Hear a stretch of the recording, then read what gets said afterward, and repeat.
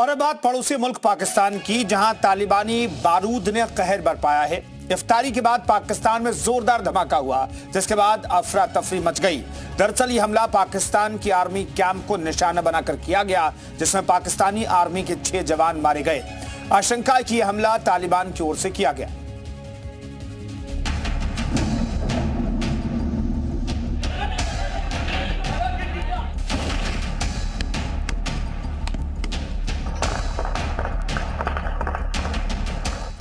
रमजान में आतंकी हमले से दहला पाकिस्तान।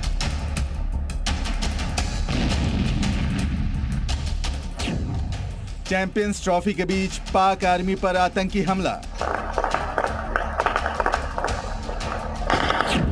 एक तरफ रमजान चल रहा है, दूसरी तरफ चैंपियंस ट्रॉफी चल रही है। इन सब के बीच ताबड़तोड़ ब्लास्ट हो रहे हैं। इंडियन टीम के लिए सिक्योरिटी के बड़े बड़े दावे करने वाले पाकिस्तान में आम जनता को छोड़िए, आर्मी भी सेफ नहीं है। बीती रात टीटीपी के आतंकियों ने इफ्तार के बाद पाकिस्तान के कैंटोनमेंट एरिया में 2 बड़े हमले किए।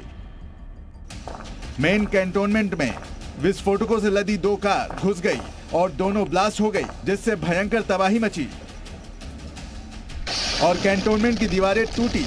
फिर धुएं के गुबार के बीच दोनों तरफ से ताबड़तोड़ फायरिंग चल रही थी,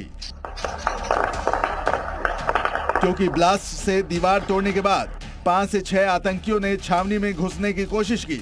हालांकि पाकिस्तानी आर्मी ने सभी आतंकियों को मार गिराया, लेकिन आर्मी के 6 जवान भी मारे गए। ब्लास्ट में 4 बच्चों और 2 महिलाओं सहित कम से कम 15 नागरिक और 6 आतंकियों समेत कुल 21 लोग मारे गए, जबकि 30 से ज्यादा घायल हुए हैं। पाकिस्तान में एक के बाद एक नए हमले होते चले जा रहे हैं और पाकिस्तान बेबस सा खड़ा देख रहा है। और स्पेशली पाकिस्तान की इमेज एक और प्रूव करती है, बीटिंग लेती है कि अब चैंपियंस ट्रॉफी और रमजान के दौरान भी वहां पर अटैक हो रहे हैं और बड़े डेडली घातक अटैक हो रहे हैं। ये क्लैरिटी से दिखाता है, जो पाकिस्तानी खुद भी मानते हैं कि जैसा उन्होंने बोया है वैसा ही काट रहे हैं। हमला इतना भयंकर था कि छावनी के आसपास बिल्डिंग्स के और पास में ही एक मस्जिद में ब्लास्ट से दर्जनों लोग घायल हुए हैं।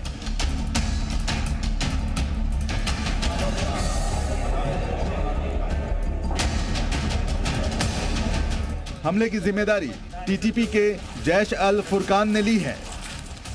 रमजान शुरू होने के बाद पाकिस्तान में यह तीसरा बड़ा हमला है। इससे पहले जामिया मस्जिद ब्लास्ट में 5 लोगों की मौत हो गई थी, जबकि 2025 में आतंकी हमले बढ़े हैं। जनवरी से लेकर मार्च के पहले महीने तक लगातार आतंकी हमले बढ़ रहे हैं।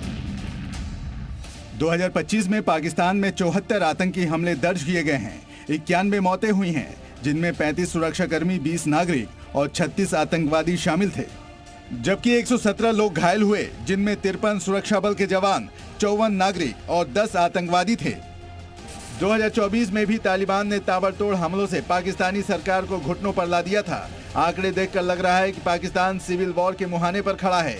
एक तरफ टीटीपी पाकिस्तान के अंदर अटैक कर रहा है, तो दूसरी तरफ बॉर्डर पर अफगानिस्तान की तालिबान सरकार पाकिस्तानी आर्मी के लिए चुनौती बनी हुई है, क्योंकि पाकिस्तान की लाख धमकियों के बावजूद तालिबान तोड़खम बॉर्डर पर 1 इंच पीछे नहीं हटा, बल्कि पाकिस्तानी आर्मी को मुंह तोड़ जवाब दिया और आपत्तियों को खारिज करते हुए बॉर्डर पोस्ट पर निर्माण जारी रखे हुए है। पाकिस्तान इस इलाके को अपना बताता है, लेकिन तालिबान उसके दावे को खारिज करता है।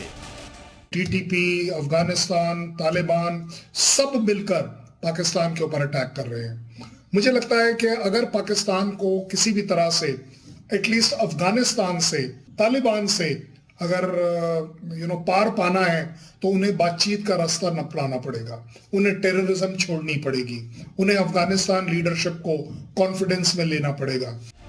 पाकिस्तान ने कभी भारत को सबक सिखाने के लिए कश्मीर पर माहौल बनाने के लिए आतंकियों को भेजता था। अब पाकिस्तान का ये टेरर प्लान उस पर भारी पड़ रहा है। उसके पाले सांप अब उसको ही डस रहे हैं। आतंकी हमलों के बाद चैंपियंस ट्रॉफी को लेकर भारत के स्टैंड पर भी मुहर लगी है, जबकि रमजान में इफ्तारी के बाद आतंकी हमलों से पाकिस्तानी शांतु दूतों की पोल खुली है। हालांकि पाकिस्तान आतंकियों पर कार्रवाई का दिखावा कर रहा है, लेकिन लगातार हो रहे आतंकी हमलों से साफ जाहिर है कि उसकी कार्रवाई का तालिबान और टीटीपी पर कोई असर नहीं दिख रहा है। ब्यूरो रिपोर्ट, जी मीडिया।